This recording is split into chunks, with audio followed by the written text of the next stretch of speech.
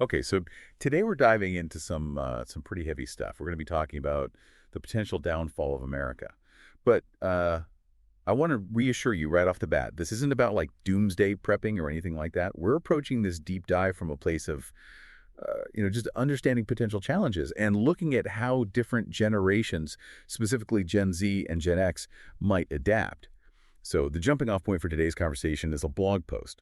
And it's got this really thought-provoking title, Imagining the Downfall of America, Survival and Adaptation of Gen Z and Gen X. And, just reading that title kind of gets the wheels turning. Yeah, it definitely it makes you think. And I think it's important to note that the blog post doesn't necessarily predict a sudden collapse. It's more about looking at the different factors, the Yeah. shifts and challenges that could gradually erode stability over time. So, like, right off the bat, what does downfall even mean in this context? Are we talking about, like, a sudden, everything falls apart kind of thing? Or is it more of a gradual decline? Right. Well, the blog post is careful to define that. It's not about one specific catastrophic event. It's more about understanding the complex interplay of social, economic, and political challenges. Okay, that makes sense. So it's not like, one day we wake up and everything's gone, but more like a series of events or trends that could lead to instability. Exactly. It's about those underlying dynamics. And I think understanding them is actually empowering. Right, because if you can see it coming, maybe you can do something about it. Now, the blog post makes some pretty bold historical comparisons, bringing up the Roman Empire and the Soviet Union. I mean, those are some heavy hitters. Are those comparisons really valid, or are we getting a little dramatic here? Yeah, I mean, it's always tricky to make direct historical comparisons, but I do think there are some striking parallels worth exploring. Like what? Give me an example. Well, both the Roman Empire and the Soviet Union faced things like economic inequality, political instability, and a growing loss of public trust in their institutions. And those factors arguably played a significant role in their eventual decline. So it's like history might not repeat itself exactly, but it definitely rhymes, as they Yeah. say. Okay, so knowing that, what are some of the alarm bells ringing today that we should be paying attention to? The blog post mentions economic recession, political polarization, climate change, and social unrest. That's a lot to unpack. It is, and what's particularly concerning is how interconnected these triggers are. We can't just address them in isolation. So, like, how do those things connect? Well, for example, imagine a severe economic recession. That could easily make existing political polarization even worse. Right, people get scared, they start looking for someone to blame. Exactly, and that can lead to social unrest, and then climate change, that's like a threat multiplier on top of everything else. It intensifies existing tensions and creates new challenges. So we're not just dealing with these issues separately. They're all tangled up together. Precisely, it's a complex web of interconnected challenges. Okay, so that's the kind of, the doom and gloom part of the equation. Yeah. But the blog post doesn't just leave us there, right? It shifts gears to focus on how Gen Z and Gen X, the generations most likely to face these challenges head on, might actually adapt and even thrive. That's right, and that's where things get really interesting. Yeah, because you've got Gen X who experienced the Cold War, economic recessions, and a rapidly changing world. And then you've got Gen Z, who are digital natives. They've practically grown up with smartphones in their hands, and they're deeply engaged in social activism. So how do you see those contrasting experiences shaping their responses to a potential decline? Well, each generation brings its own strengths to the table. Gen X, with all that experience navigating uncertainty, is known for its pragmatism and self-reliance. Right, they're less likely to panic. They're more focused on finding practical solutions. Oh, exactly. Then you've got Gen Z, with their incredible tech savviness and a really strong collaborative spirit. They're comfortable organizing and mobilizing online. Right, and they're passionate about creating change. So it's not about one generation being better than the other. It's recognizing that they each have valuable skills and perspectives. Exactly, and that's where the potential for synergy lies. If they can combine their strengths, they can build resilience together. Okay, so it's not about each generation going it alone. It's about finding ways to work together. That's the key. And that's where we'll pick up in part 2 of this deep dive. So stay tuned. We'll be right back. When we talk about these generational strengths coming together, it's easy to get caught up in the big picture. But let's zoom in for a second. In today's world, where everyone's so busy and often isolated, is this kind of collaboration, this community building, is it even realistic?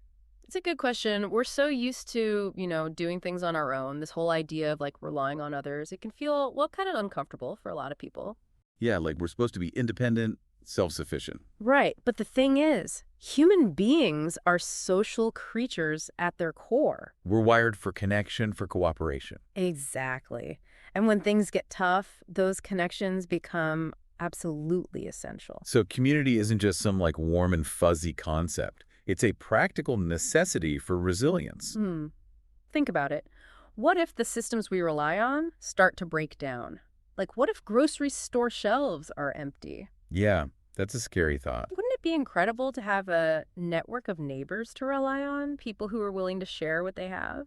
Or even just like, to offer support. Exactly. And it's not just about material things, it's about skills, too. Right. Like if you need to learn how to repair something, maybe someone in your community already knows how to do that. And you, the listener, you might have expertise in something unexpected, something that could become incredibly valuable in a time of need. Like knowing how to fix electronics or having a green thumb. Right. Think about how those skills could benefit a community. It's about leveraging the collective knowledge and resources of the group.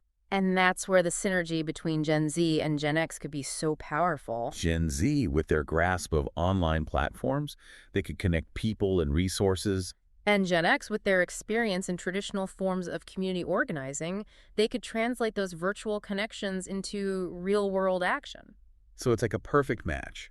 It has the potential to be, yeah. Okay, but community building, it sounds great in theory. But we live in a society that increasingly values individualism. It's true, we do face some cultural hurdles. So how do we overcome that? Well, I think we can learn from recent history. Like what? Look at how communities rallied during the COVID-19 pandemic. You're talking about those mutual aid networks. Exactly. People were sharing resources, supporting their neighbors. Rediscovering the power of human connection. And it wasn't just about feel-good stories. These were examples of community resilience in action. Driven by a shared sense of need and purpose. It's like that old saying, if you want to go fast, go alone. If you want to go far, go together. Exactly. And don't forget the psychological benefits of strong communities. Like what? In times of uncertainty and upheaval. Having a support network can make all the It difference. reduces stress, promotes a sense of belonging. Helps people cope with difficult situations. It's essential for well-being. Okay, so community building, it's not just a nice idea. It's an essential aspect of resilience. The blog post also talks about this possibility of a new economic landscape emerging, one where traditional systems might not be as reliable. Right. It even mentions things like barter systems and local currencies. That sounds a bit like, something out of a history book. It might seem like a throwback. Do you really think that could become relevant again? Well, it's certainly worth considering, especially if we're talking about a potential breakdown of existing structures. Like a collapse of the financial system? It's not out of the realm of possibility. Throughout history, when traditional currencies have become unstable, people have found alternative ways to exchange goods and services. To meet their needs. Exactly. So it's like going back to basics. In a way. We talked about financial literacy earlier, but what if access to education and resources becomes limited? How can we ensure that everyone have the opportunity to develop those essential skills? That's a crucial point, and it highlights the importance of community-based solutions. Like what? Imagine skill-sharing workshops organized within neighborhoods. Or online resources made freely accessible to everyone. Exactly. It's about creating a culture of shared knowledge. Where everyone has the opportunity to contribute and benefit.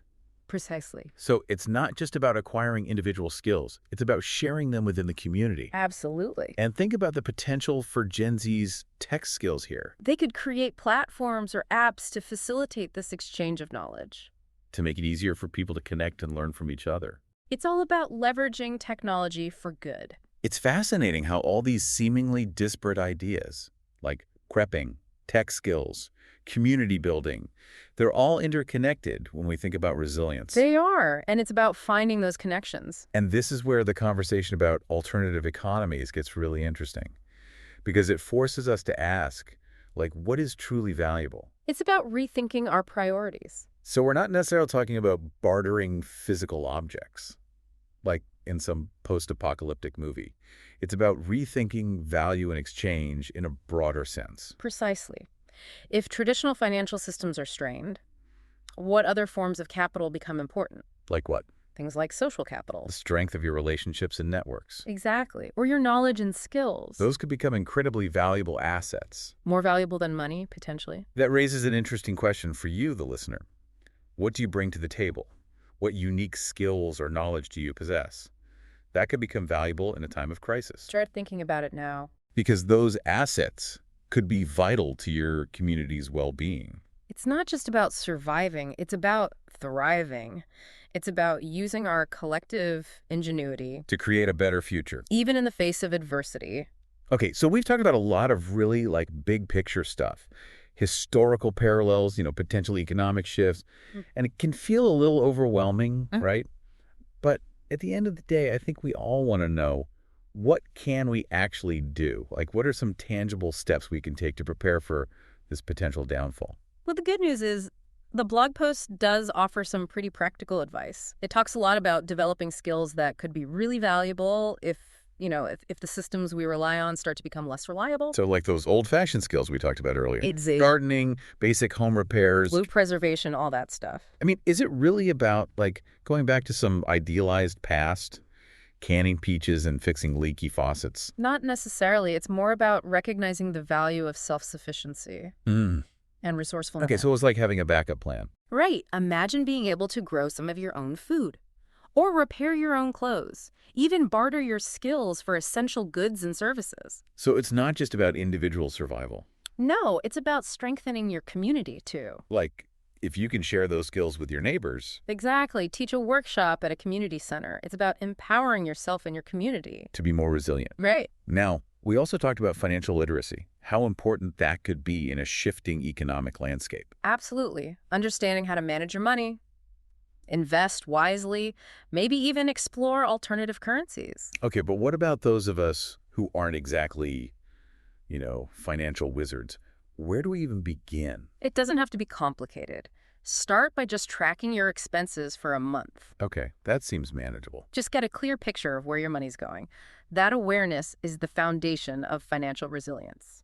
So what other practical advice does the blog post offer? Well, the author really stresses the importance of building strong social connections. So it's not enough to just prep our pantries and toolboxes. We need to prep our communities, too. Exactly. Get to know your neighbors, volunteer, join local groups, things like that. It's about building those relationships now. Because those connections become invaluable in times of crisis. So it's not about giving in to fear. It's about taking action Building resilience. and remembering that we're not alone in this. We have each other. And that's a powerful force for positive change. Well, we've covered a lot of ground today, and I know you, the listener, probably have a lot to think about. It's a lot to process, for sure. But I want to leave you with one final thought.